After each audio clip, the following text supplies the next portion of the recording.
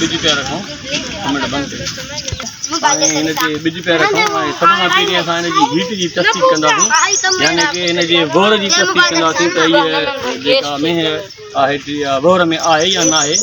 इनजे करे बोर जी तस्दीक लाज़मी आहे ऐं बोर जी हीट जी तस्दीक लाज़मी कबी जीअं ख़बर पए सभ खां पहिरीं असां हिनखे मेंह खे सही तरीक़े सां मज़बूत करायो आहे ऐं मज़बूत करण खां पोइ असां हीट जी तस्दीक कंदासीं ऐं हिनजो रेक्टम में हथु विझी ऐं गोबर कढंदासीं ऐं हिनजी हीट जी तस्दीक कंदासीं त हीअ मेंह हीट में आहे या न आहे बोर में आहे या न आहे गोबर साफ़ करण खां बाद में असां सर्विस के पकड़ींदासीं ऐं सर्विस के पकड़ण खां बाद में असां कंदासीं ऐं ॾिसंदासीं त हीअ बोर में आहे या न छो जो असीं हिनते ॿिज भरणा आया आहियूं ऐं ॿिज रखण जो आसान तरीक़ो तव्हांखे सम्झाईंदासीं एतिरो वलवा मां हल्को हल्को म्यूकस अचे पियो ऐं वलवा बिल्कुलु जेका सुजल आहे ऐं हीअ हीट में आहे यानी बोर में आहे ऐं ॿिज रखण लाइ असां हिनते ॿिज भरींदासीं ऐं ॿिज रखण जो आसान तरीक़ो तव्हांखे ॿुधायूं वटि अवेलेबल मौजूदु आहे ये कंटेनर किट फुल मौजूद है उन सब खां पहिरीं कंटेनर जो जो लिड खोलींदासीं हेठि हुन मां गैस अचे पई यानी कि हिन में गैस कंटेनर में जेका आहे अवेलेबल फुल आहे बाफ़ निकिरण जो तरीक़ो इहो ई आहे त हिन में गैस बिल्कुलु आहे ऐं कंटेनर मां असां कनस्टर कढी ऐं उन मां ट्यूब कढंदासीं बफेलो जो यानी असां मेंह जो ॿिज रखणा आहियूं त बफेलो जो ॿिज रखंदासीं कनस्टर खे साॻी जॻह ते पंहिंजे रखंदासीं ऐं ट्यूब खे पानी में रखंदासीं नीम गरम पानी में रखंदासीं जंहिंजो टेम्परेचर 37 सेंटीग्रेड आहे 37 सेंटीग्रेड ताईं असां टेम्परेचर हिन पानी जो आहे ऐं उन खां बाद में असां 30 सेकंडनि ताईं हिनखे नीम गरम पानी में रखंदासीं जंहिंजो 37 सेंटीग्रेड टेम्परेचर आहे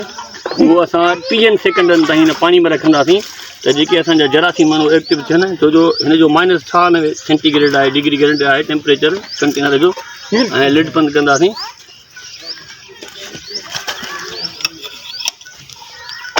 ये ॾिसंदो तव्हां होम करे ॾिसंदो त हीउ जेको सीमन एक्स्ट्रा असां हिन 37 सेंटीग्रेड गरम पानी में छॾियो आहे इहो बिल्कुलु तरे में आहे अगरि जेकॾहिं हीउ तरे में न हूंदो ऐं मथे पाणीअ में तरंदो त हिन में जेके जरासीम आहिनि स्पर्म जरासीम जेके आहिनि एक्टिव आहिनि उनजे करे बिल्कुलु मथे तरंदो हीउ ॾिसो त जेके आहिनि हिन में जरासीम जेके आहिनि बिल्कुलु ज़िंदा आहिनि इनजे करे हीउ तरे में पियो आहे ऐं बिल्कुलु तरे में सही नमूने सां पियो आहे अगरि जेकॾहिं जरासीम मरंदो आहे हीउ बिल्कुलु मथे तरंदो सीमन एक्स्ट्रा बिल्कुलु मथे तरंदो ये सीमन एक्स्ट्रा खे असां 30 सेकंडनि खां बाद में असां AI प्लेंजर ते नोज़ ते रखंदासीं सभ खां पहिरीं ॿ हिन में डबल फिल्टर सील आहिनि हिकु जेका आहे चिपकू वारी सील आहे जेका डबल फिल्टर सील आहे उहा असां AI प्लेंजर ते नोज़ ते रखंदासीं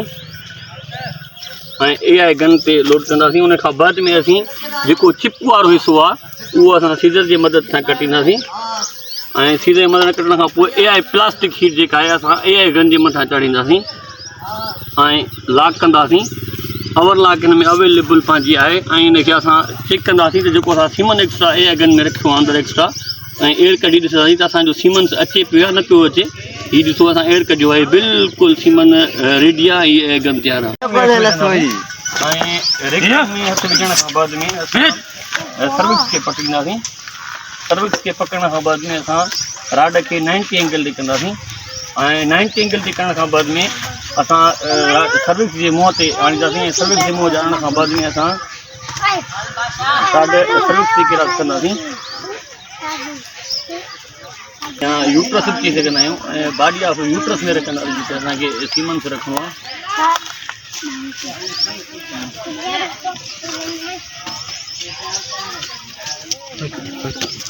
राड बिल्कुलु किरा सां